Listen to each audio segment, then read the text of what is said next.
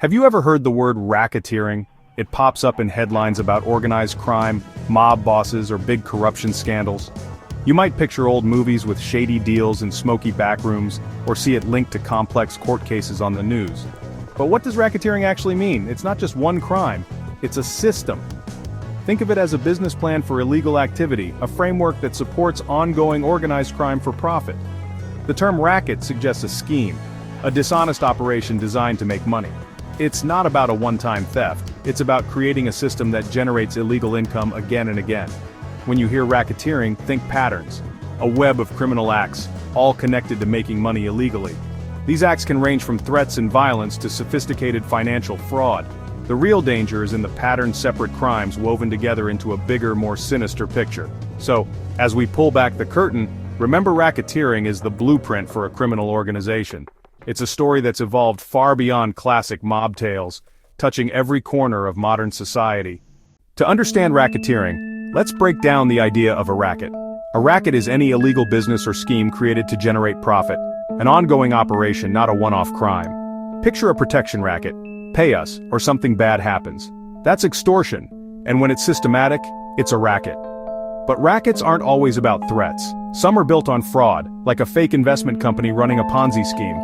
The crime isn't just one act, it's the entire fraudulent business structure. Bribery can be a racket too. A corrupt official demanding payment for city contracts creates a system where every deal is for sale. The key is organization, turning crime into a business model. Whether it's selling illegal goods, extorting money, or manipulating systems through fraud and bribery, the pattern and structure matter most. It's the difference between a lone shoplifter and a coordinated crew reselling stolen goods. One is a simple crime, the other is a criminal enterprise. Racketeering is the legal term for running that enterprise. It's about participating in a pattern of illegal business. That's what makes racketeering so powerful and so dangerous. It's crime, scaled up. When we think of racketeering, we picture the mafia, mob bosses, illegal gambling, and extortion. For decades, organized crime families were the classic example, running multiple rackets with strict hierarchies. But racketeering goes far beyond street gangs. Today, the same laws target white-collar criminals. Executives can run rackets through accounting fraud or insider trading, using spreadsheets instead of threats. Even legitimate businesses can cross the line, like a pharmaceutical company bribing doctors nationwide. The key is structure and purpose. If you're part of an organization engaged in ongoing crime for profit, you could face racketeering charges. Anti-racketeering laws are powerful because they target complex criminal schemes wherever they're found. From the underworld to the boardroom, racketeering is about the pattern, not the stereotype.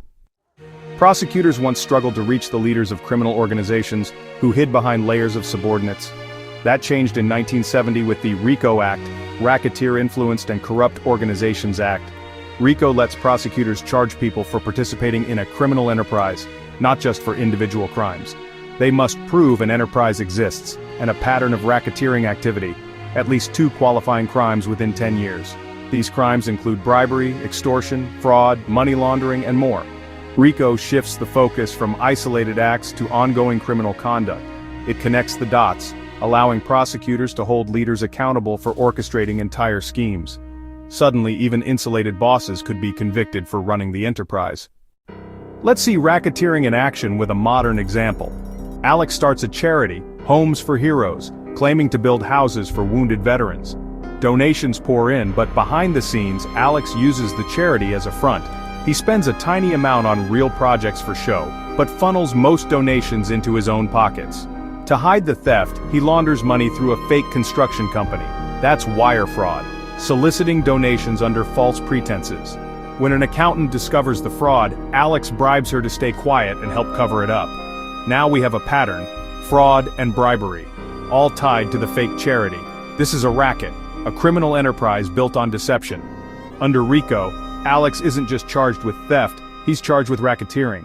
Prosecutors can connect all his crimes into one case, showing the full scope of his scheme. That's the power of anti-racketeering laws. They reveal the whole criminal plan, not just its parts. Racketeering convictions come with serious consequences. The RICO Act brings long prison sentences up to 20 years per count or even life for crimes like murder. But the real blow is financial. RICO allows the government to seize all assets tied to the criminal enterprise. In Alex's case, that means losing everything: bank accounts, property, and more. The goal is to dismantle the organization and ensure crime doesn't pay. Racketeering laws help law enforcement target leaders, unravel complex schemes, and take down entire networks. They're essential tools for justice, ensuring no one is above the law. In the end, it's about breaking the pattern and stopping organized crime at its source.